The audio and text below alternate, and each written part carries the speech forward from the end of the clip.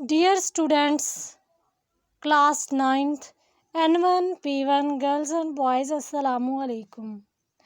اردو کے سبجیکٹ کے ساتھ آج کا ٹاپک ہے حوصلہ نہ ہارو، آگے بڑھو، منزل اب دور نہیں. اس سبق کا بچوں آج ہم خلاصہ کریں گے اور اہم پیراگراف کی تشریح کریں گے. بچوں آج ہے 28 جولائی 2020. آئیے آج کے سبق کا آغاز کرتے ہیں. بچوں سب سے پہلے ہم سبق حوصلہ نہ ہارو، آگے بڑھو، منزل اب دور نہیں، اس کا خلاصہ کریں گے.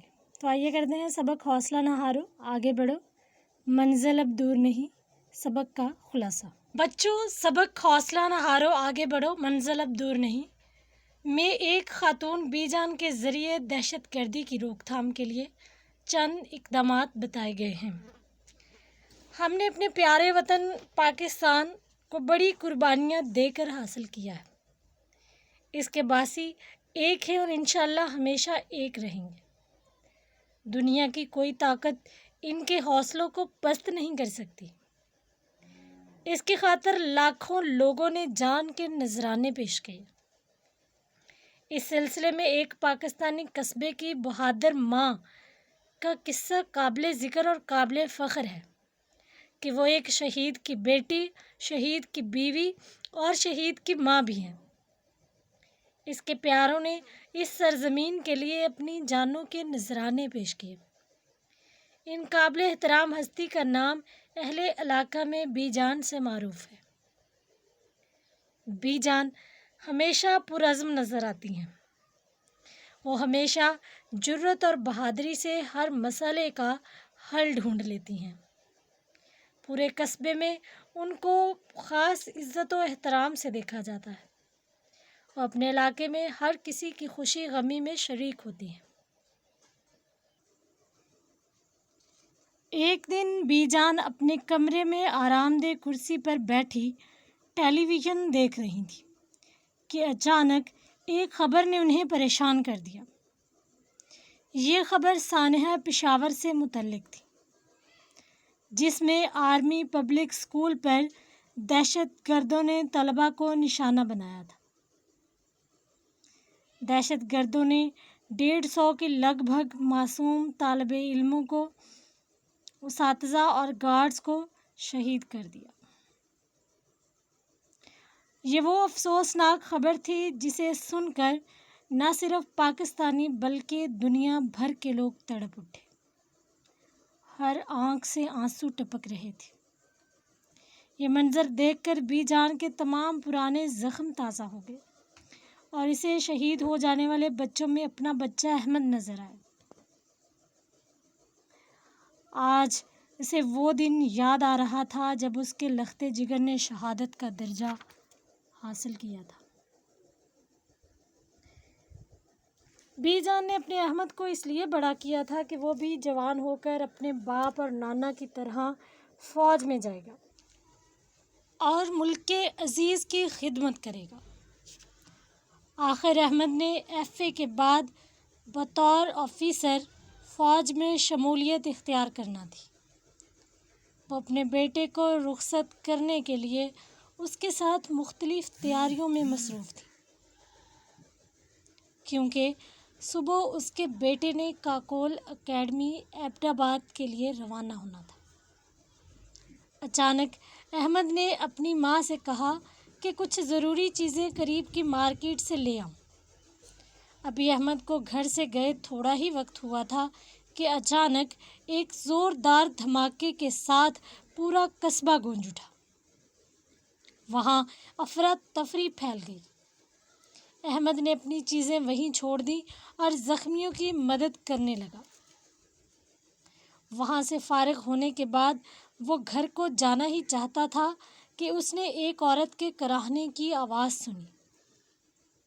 وہ اس کی طرف بڑھا اور عورت کو سہارا دے کر ایمبولینس میں ڈالنے لگا کہ ایک اور زوردار دھماکہ ہوا اور احمد بھی شہادت کی منزل کو پا گیا.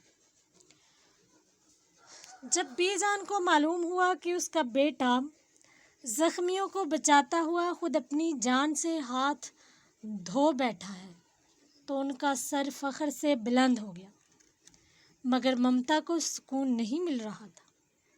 وہ ہر کسی سے سوال کرتی نظر آتی کہ کیسے دشمن ہیں جو کالی بھیڑیں بن کر ہمارے اندر چھپے بیٹھے، ہم ان کو کیسے پہچانیں، ان کے ارادے کیا ہیں، وہ ایسا کیوں کر رہے ہیں، میں اپنے بچے کا خون ناحق کس کے ہاتھوں پر تلاش کروں۔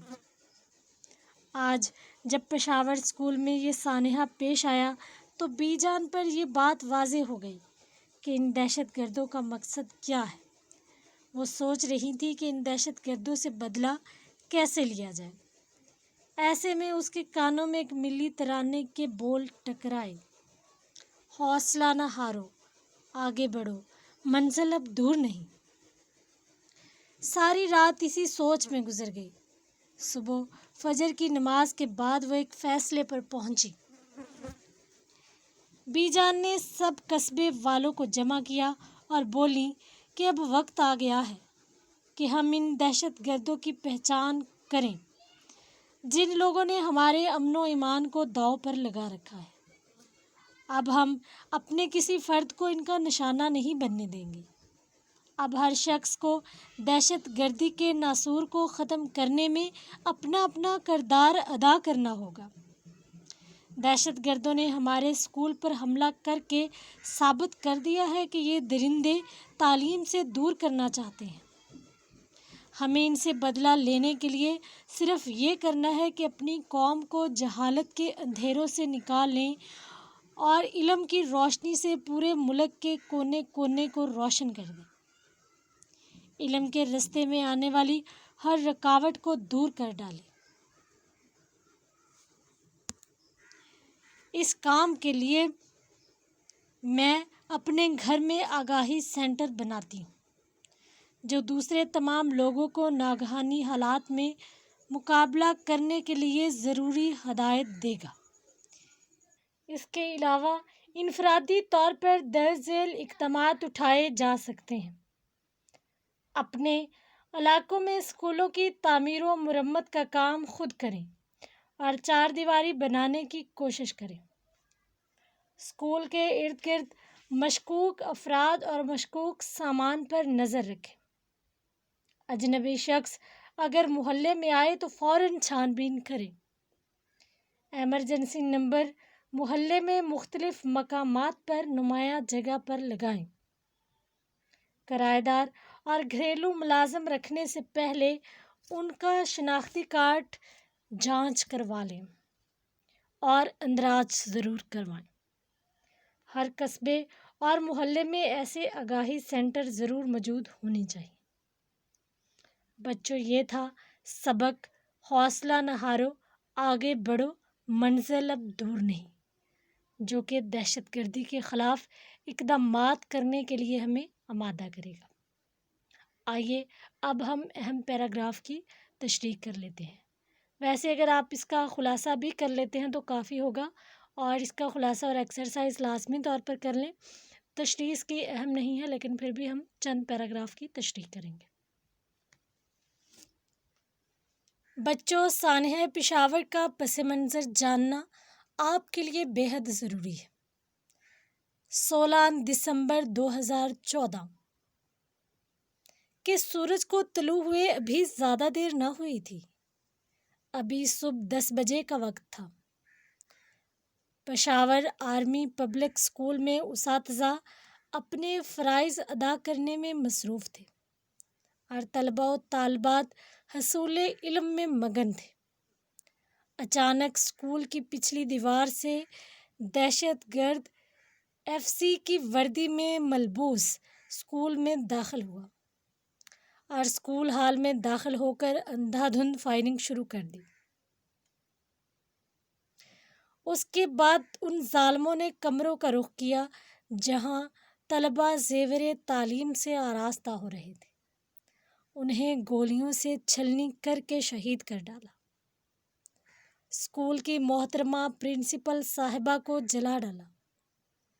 9 اساتذہ اور 3 فوجی گن مین اس دوران جامِ شہادت نوش کر گئے۔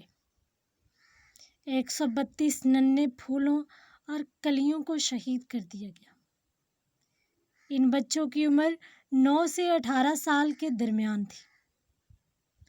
پاکستان آرمی نے بروقت آپریشن کر کے 950 بچوں اور اساتذہ کو اسکول سے بحفاظت نکال لیا۔ ایک دہشت گرد نے خود کو بم دھماکے سے اڑا لیا، جبکہ 6 دہشت گرد مقابلے کے دوران میں مارے گئے۔ پاکستان کی تاریخ میں یہ دہشت گردی کا بدترین اور دہشت گردوں کے حملوں میں سب سے خطرناک حملہ تھا۔